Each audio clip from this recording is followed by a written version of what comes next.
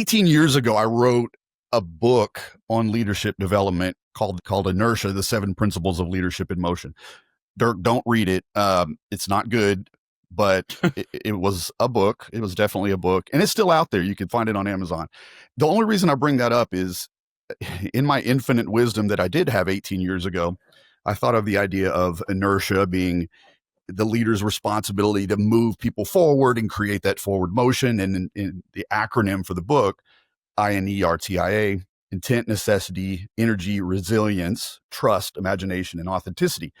Mm-hmm. Fast forward 18 years and I'm here, and I've realized that book should have just been about resilience, because that is to me, the key to any successful leader is to be able to bounce back. Yep. I've known you for a number of years, and you've got some amazing stories. I'm going to introduce you real quick, and I'll quit yapping. This guy, folks, is the real deal. Dirk Hobgood. He's been on a journey. Let me see what I've got here. 31 years of C-suite experience, CFO, COO, CTO, all the C's. He's got those covered. He started off cutting his teeth at Ernst Young for 8 years, held leadership positions in a number of Fortune 500 companies. Then he found his true passion, which is driving efficient and high-level impact in smaller, high-growth companies. Dirk is the man. Dirk, thanks for being here today, man. Well, I appreciate the invitation. And to be fair, I'm not that old. It's not 31 sequential years. I did have some years where I was CFO, COO, CFO, CTO. So I'm old. I'm not that old, Brandon. Gotcha. Okay. Fair enough.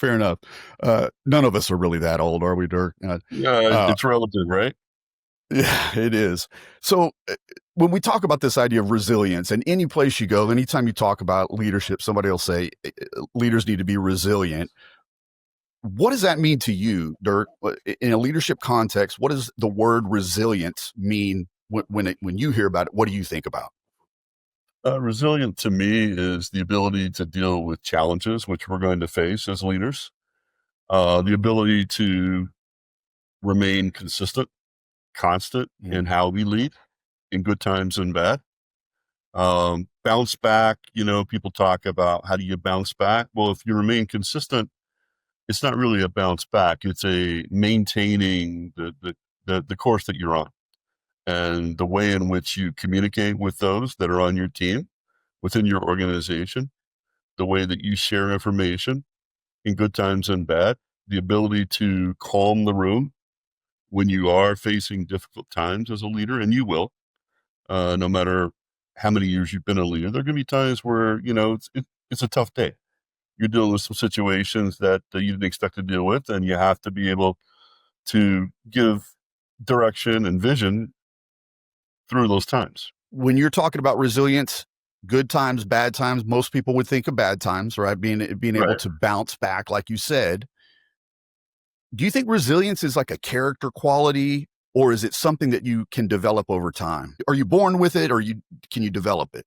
I don't think you're born with it. I think you develop it. I began developing at a young age. My grandparents were dirt farmers, trying to exist.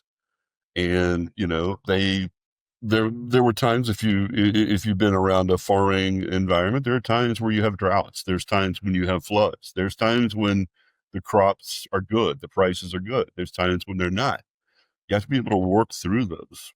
It's hard work. It's kind of a can-do, positive attitude.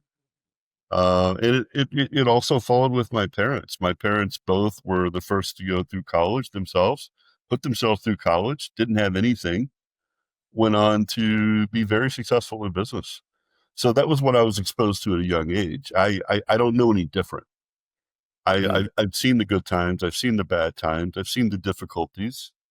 And I think if you're strong, and if you have a positive, realistic attitude, you can survive just about anything. What do you remember as the first real challenge in your life that you met that maybe kind of started you down that road of learning about resilience? What do you think that was, or what do you remember? I played sports growing up. You put a lot of effort into sports, you practice. Sometimes you go out, you perform well that day, that night. Other times you don't. And being able to bounce back from a loss, being able to celebrate the wins, but, not become depressive when things didn't go your way. And it might be your performance, it might be your teammates' performance, but realizing that it's the effort, it's the journey, it's not necessarily always the desired outcome. So I think sports was a good start for me. Um, I saw difficulty in the area that I grew up in rural Western Kentucky. There was some real poverty in that area. And I saw people that had nothing, didn't have money to go and uh, further their education, and they found ways to survive and thrive in their own environment. So when I got into business early on, and as I was developing and watching leaders that I wanted to emulate, that I respected, how they were able to handle the good times, the bad times, the consistency they were able to show. I was able to see those people as models that I wanted to emulate later in my career. Who do you remember as someone outside of your family? You had your grandparents, your parents. Who do you remember sort of as somebody who exemplified that can-do spirit or that resilience? Who was kind of the first person you think of in your career or in your early life? Yeah, it's the guy that I ultimately went to work for out of Murray State University. I went to work for a guy named David Alexander, and at the time he was a young partner at EY in Nashville. I saw in him leadership skills. I saw in him just authenticity in the way in which he dealt with people, and immediately I knew this is someone that I want to follow. And ultimately, David went on to be a board member of EY International. Okay. And today he's still a mentor to me. From time to time, I reach out to him. David, how you doing? Hey, I got some questions, or, what do you think about this?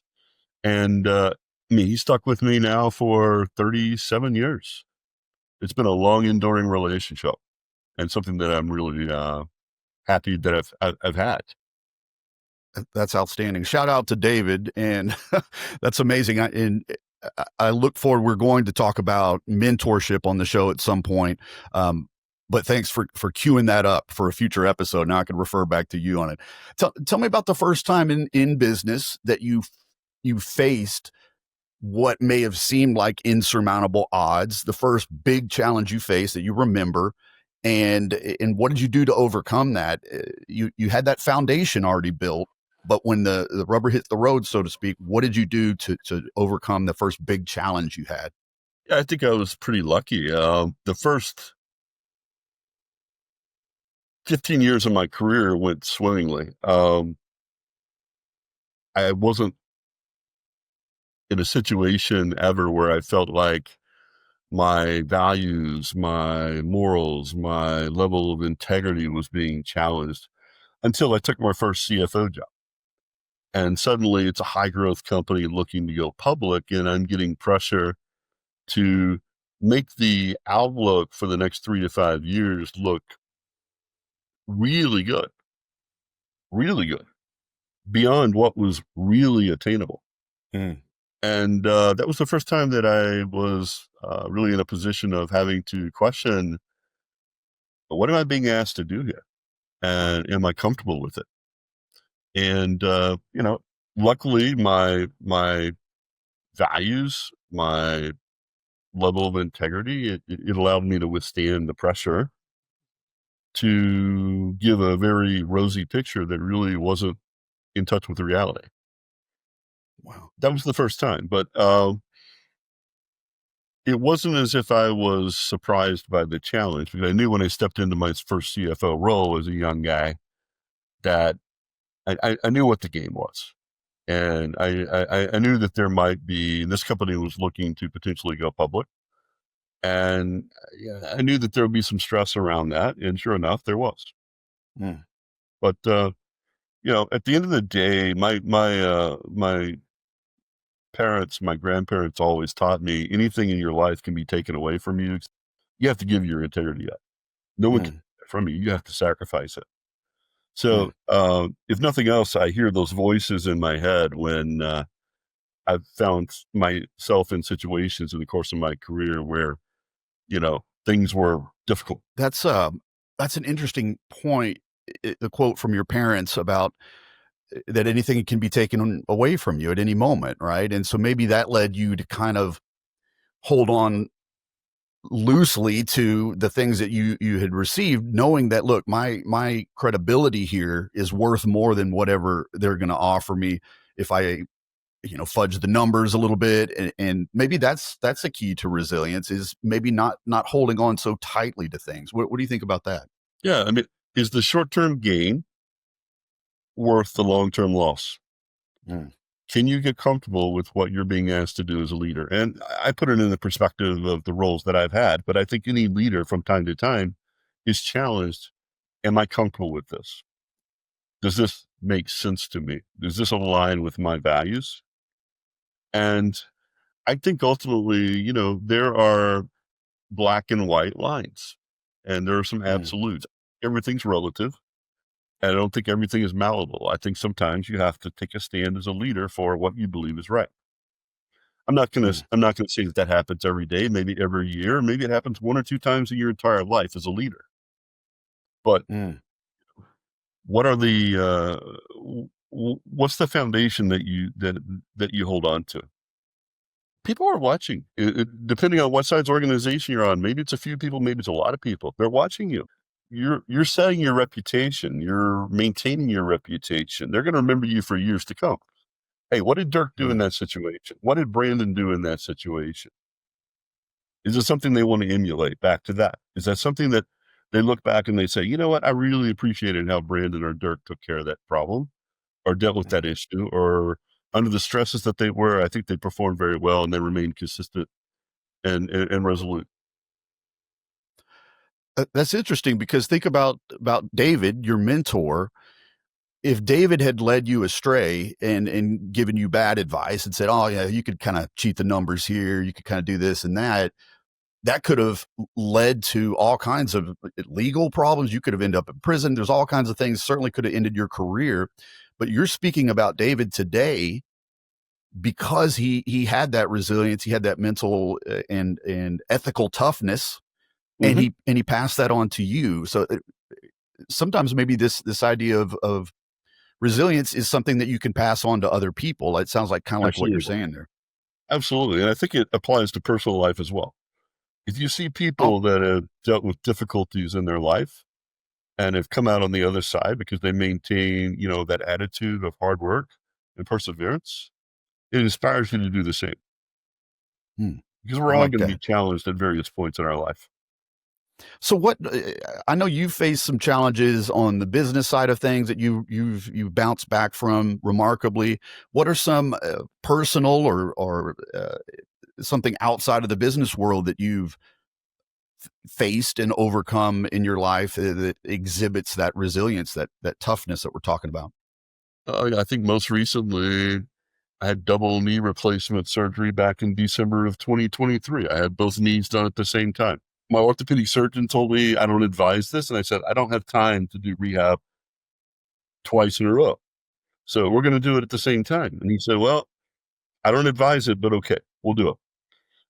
My physical therapist told me, it's going to take you probably 14 weeks to go through rehab with this because this is a very difficult situation. I said, I'm going to do it in 8. He said, 8's impossible. And you know what? I got in there, I worked hard, I got through the pain, and I was through it in 8 weeks, and I was back on the road, boarding planes, feeling great. That's a pretty good one. Again, I'm not sure if we're going to recommend that to our viewers, but that's certainly resilience, physical resilience. Your Right. knees are more resilient, but now you got the bionic man knees, so you're good for a bit, right? Got a good 20 years ahead of me. Oh, good, good. Well, good. We'll hold you to that. Like the $6 million man, I can run faster and I can be stronger. Let's do it. I'll put some money on you. I'll bet on you. 6 million doesn't go as far as it did in the '70s, though. So we'll call you the $6 billion man. How about that? There we go. Thank you. So the idea of this podcast and really what I'm focusing on these days in terms of training, my sweet spot is new leaders, young leaders, or maybe not young, physically young, but new to the leadership role, new in management. How would a person who's kind of inventorying their own skills and beliefs, how does somebody know if they have resilience? So if I come in as a new manager and I'm being told by Dirk Hobgood and Brandon Walker, hey, you need to be resilient. How do I know if I've already got that? How do I know if it's something I need to work on? What do you think? I think each person is different, depending on what circumstances they've addressed in their life. Maybe before they were a leader, they know inherently what they've been through to become that new leader. I think that you never know really what your capacity is and where your boundaries are until you're pressed to those capacities and those boundaries. There's nothing truly impossible or insurmountable. And those people that will tell you that that can't be done, use that as a motivation and inspiration, not as taking it as, well, if they said I can't do it, so therefore I can't. I like that. Use it as inspiration. And I talked about that. Actually, one good thing I did talk about in my book is the idea of, with resilience, the harder you fall, the more potential you have to spring back. I talked about Frank Sinatra and his career and how they counted him out. You know, Frank's gone. We don't want Frank anymore. And he was the biggest thing in the world. And then he, disappeared, lost his record contract, and then he just went and did a movie, won an Oscar, and then everybody came back to Frank. And I think that it was that depth of fall, or the how far he fell, that gave him that energy. Like you said, nobody believed in him to come back and to spring back. And it sounds like kind of what you're talking about. I like this idea of the mountain too, climbing that mountain. You don't know you can do it until you've done it. But I think it is important. And it sounds kind of like what you're doing is you remember the things that you've done, right? Like the successes, and to remember those successes and go, hey, I did this, I did this, I did this. I can do this new thing. Does that sound like something that makes sense in the context of resilience? 100%. I think in my life, some of the most motivating times in my life is when someone tells me that I can't do something. Oh, No, wow. you can't do this. This can't be achieved. Yeah, watch. Okay.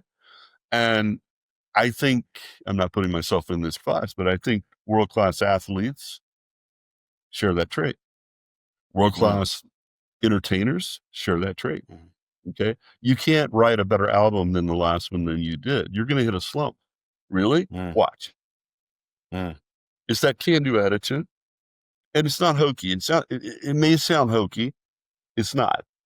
I think if you view situations that you face in life or in business as opportunities for self-doubt, you're going to doubt yourself.